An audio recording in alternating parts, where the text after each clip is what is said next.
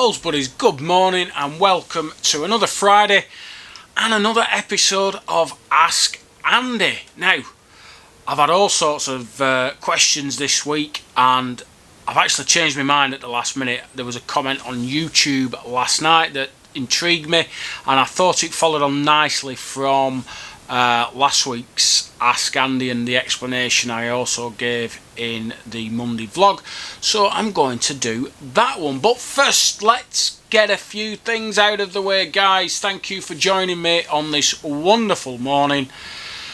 If you enjoy the video, please hit that like button. It helps the channel immensely, and if you're not already a Bowls Buddy and a member of this wonderful community of ours, please hit the subscribe button. It's absolutely free of charge, and hit the notification bell for notifications of new content on the channel, which is every day Monday to Friday.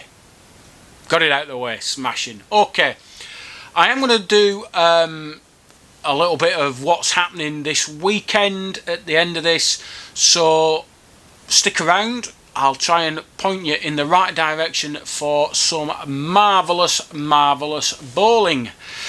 But first, the question. Okay, this was on YouTube and it's by a user called Tijangi, or anyway. In a league match, I took an elderly gentleman corner to corner, knowing he had no chance of reaching the mark. I had an easy 21-0, but it felt like a hollow victory, subjecting the opponent to such an ordeal. What is your view on this? Should I have given him a couple of points or played some shorter marks? That age-old quandary. Well,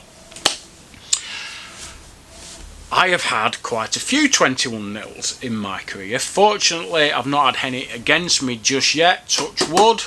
I've had a 21-1 defeat, which wasn't particularly good, but I've probably had double figures of 21-0s, including one in a county game, one in a county parks game, and various cup games as well. And my view on it is this. Everyone goes on that green to play the best game they can. Just like when a darts player steps up to the hockey to play darts, he wants to hit as many 9-dart finishes as he possibly can. Every snooker player, when they go to the snooker table, wants to hit as many 1-4-7s as they possibly can.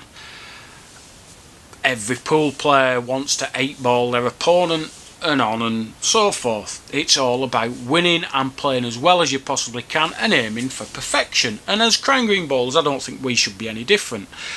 But the unfortunate thing about it in Crown Green Bowls is that a 21-0 win is almost seen as some sort of personal slight or slur against your opponent.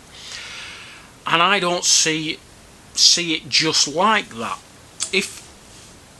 If you're playing in a team competition against another team of similar ability, similar standards, if you go out there and you have an on day and your opponent has an off day, that's not your problem. And the team needs you to do as well as you possibly can.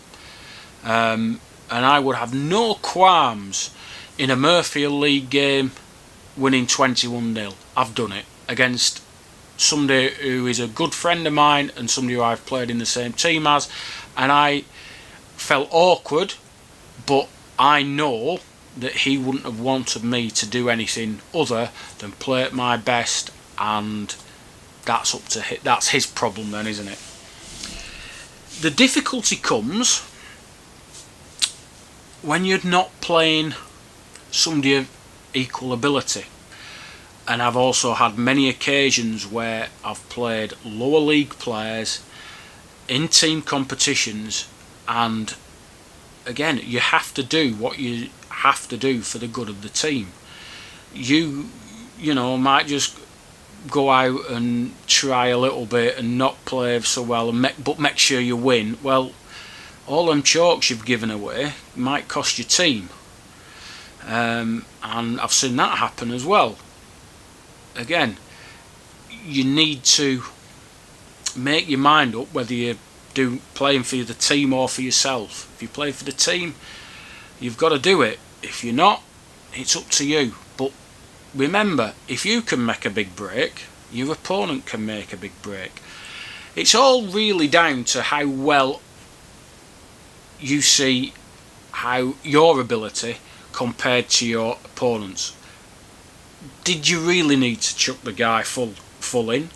Why didn't you just play 3/4 corners or go around the green? Or were you evenly matched on other marks? Obviously you don't know because you didn't try any. I'm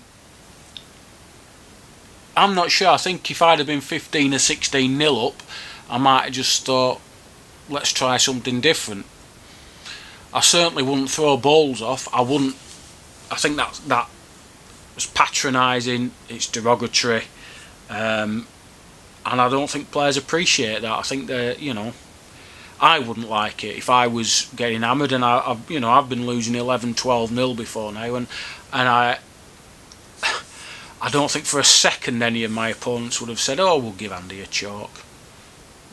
No, they'd have rubbed me out, and I would have got 0, and that would have been that. I think when you're playing for yourself, it's up to you what you do. If you want to let your opponent score a few, change the mark, maybe get practice on other marks, whatever, that's entirely up to you, because the only person who's affected is you. When you're playing for a team, and it's, if you're evenly matched, you've got to do what you've got to do. If you're not evenly matched, if you know that your team's going to win hands down anyway, and if you're last man on and you've had 7 winners, you don't need to nil your opponent. You've got to take all that into account.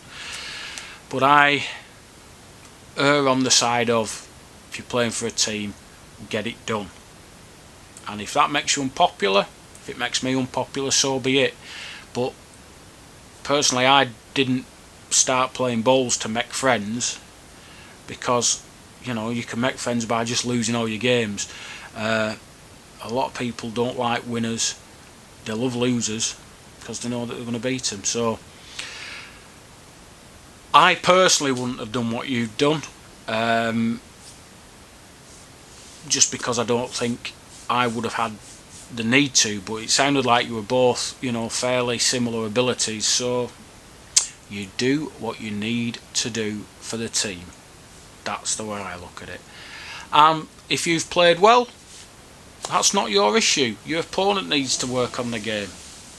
If it's an old chap and he can't reach the full corners, maybe he needs to question why he's playing in a league with players who can go full in the vets leagues. There is a distance limit, so that's arguably the time, the place where you should be doing your bowling.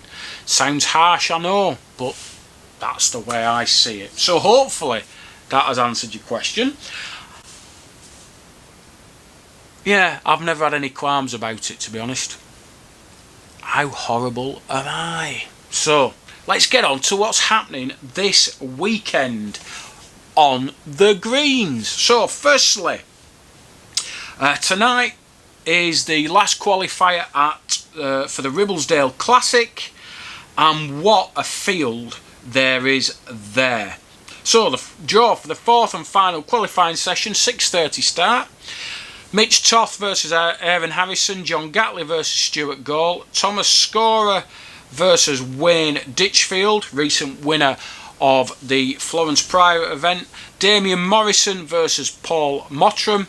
And then in the other half, it gets very tasty indeed. Gary Ellis plays Callum Raitt, the Gambit Baines winner. Colin Scorer versus Gary Timlin. Cy Etok versus Stuart Thompson. And Tony Gatley versus Chris Bly. So that's tonight at Ribblesdale Wanderers.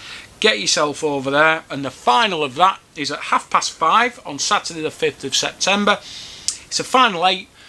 And the games are 31 up. Currently, Lee Johnston, Paul Sutcliffe, Rob Horton, Gareth Gwillam, Ashley Tattersley and Simon Cowpe have qualified for that. I've been contacted about the first running of the Tony Whitney Memorial, which is being held at Owleywood Recreation Club, which is a fantastic venue. They've had the All England there. We had the Mel Evans Trophy there as well. Fantastic setup, 2 greens, 64 players, starting at 10 AM on Saturday. Loads of food, and the bar is open from 9:30 for all you alcoholics out there. So that's another competition that is on Saturday. Get yourself down there if you can't get to Ribblesdale in the evening. And I think that's everything for what's happening this weekend. Yeah, I'm sure there's a lot more things on, but if I don't know about it, I can't tell you about it. So, what have we got coming up next week? Well, I've got to do some more Tuesday tutorials. I'll have to get some of them in the bank. Coming up on the Tuesday tutorials, there's going to be help on how to read greens, how to pick marks out on greens, and I'm going to do one on striking as well.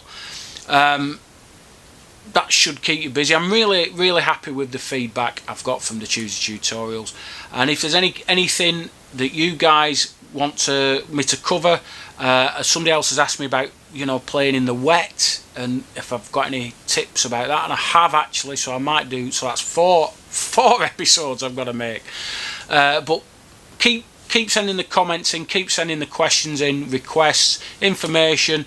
I will try and put as much into these videos as I possibly can, but as I say, if I don't know about it, I can't tell anyone about it either. So the emphasis is back to you. Also this weekend, just remembered, there's a Club 12, of course, on Saturday at Pleasanton, another good field there. I think 9 o'clock start or something silly. And also on Sunday, there is the East Lancs Super League War of the Roses job, and I will put the fixtures for that up at the end of the show. So guys, that's all for today. Enjoy the weekend. If you go on the greens, stay safe, and I'll see you on the other side.